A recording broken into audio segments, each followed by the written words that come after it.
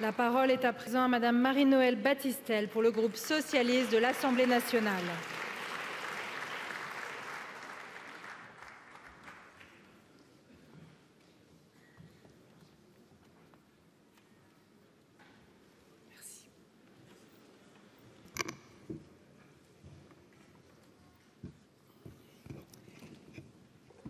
Madame la présidente du Congrès du Parlement, Monsieur le Président du Sénat, Monsieur le Premier ministre, Mesdames et Messieurs les membres du gouvernement, chers collègues parlementaires, je ressens avec une plénitude jamais connue à ce jour un parfait accord entre ma fonction de législateur et ma condition de femme.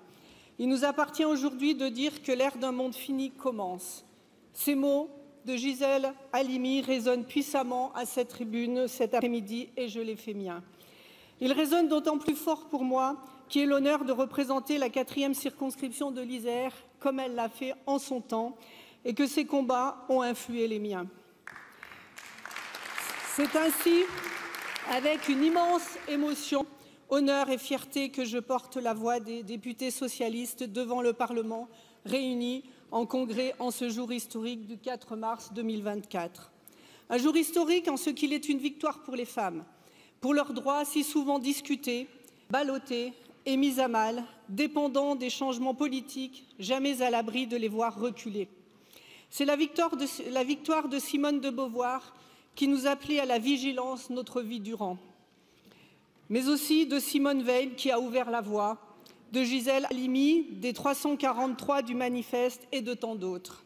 C'est la victoire des féministes, des associations et des professionnels qui agissent au quotidien, loin des dorures de nos tribunes, pour que les lois et les grands principes soient des réalités concrètes qui protègent et libèrent les femmes dans la revendication et l'exercice de leur droit à disposer librement de leur corps.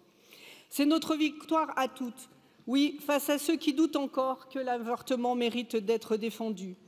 Car comment fermer les yeux sur la décision des 7 États américains ayant, depuis l'arrêt de la Cour suprême, interdit l'IVG, même en cas de viol ou d'inceste?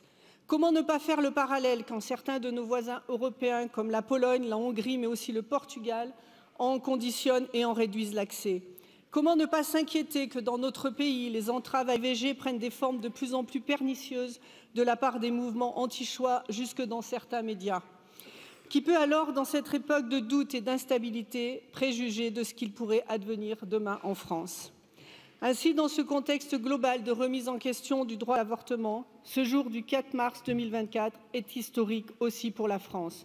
Nous serons le premier pays au monde à inscrire le droit à l'avortement dans notre Constitution.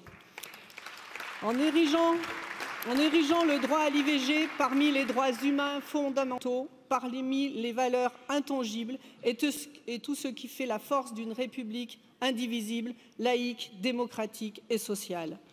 La France perpétue l'inspiration qui a été son histoire constitutionnelle pour de nombreux pays. Fidèle à son image humaniste, notre nation s'érige en vigie des droits des femmes et montre le chemin. Toutefois, si ce jour est historique, la constitutionnalisation, ce n'est pas une panthéonisation. Il ne s'agit pas de saluer un droit acquis et solide et de graver sur le fronton de notre temple républicain aux grandes femmes la patrie reconnaissante. La constitutionnalisation, telle que nous la réclamons, nous socialistes, implique une réelle protection. Il ne s'agit pas uniquement d'inscrire notre droit, mais bien de nous donner le moyen de le rendre effectif. Il serait bien malvenu de tous se réunir aujourd'hui pour consacrer un droit sans pour autant en garantir l'applicabilité. Ainsi, ce vote nous engage. Il nous engage pour les prochaines lois de financement de la sécurité sociale, à donner plus de moyens à l'hôpital public, à la médecine de ville, à lutter contre les déserts médicaux, à renforcer le soutien public aux associations, au planning familial, à la santé scolaire, pour accompagner toutes celles qui en ont besoin. En ce sens, nous aurions préféré voter aujourd'hui un texte plus ambitieux, incluant la contraception. Mais nous savons que les victoires féministes ont toujours été le fruit de compromis, dès lors que l'on peut obtenir l'essentiel. En 1975, l'opposition de gauche avait choisi la conviction plutôt que la posture pour faire adopter la loi Veil. 50 ans plus tard, nous continuons donc à adopter cette ligne constructive pour faire primer l'intérêt des femmes. Je veux ici saluer la responsabilité de la quasi-totalité des forces politiques qui montrent que notre pays peut se rassembler dans le sens de l'histoire. Parce qu'aujourd'hui, nous votons pour des milliers de femmes, pour leurs droits, pour leur liberté, pour leur corps et pour leur vie, parce que par ce vote, nous contribuons à fonder une communauté politique de citoyennes et de citoyens égaux, parce que là où le droit est bien souvent en retard sur la société, il s'agit dès aujourd'hui de se prémunir, parce qu'il est de la responsabilité de la France, pays des droits humains, d'envoyer un signal fort qui transcende ses frontières.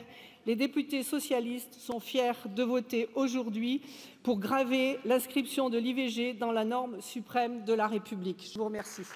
Je vous remercie. Merci beaucoup.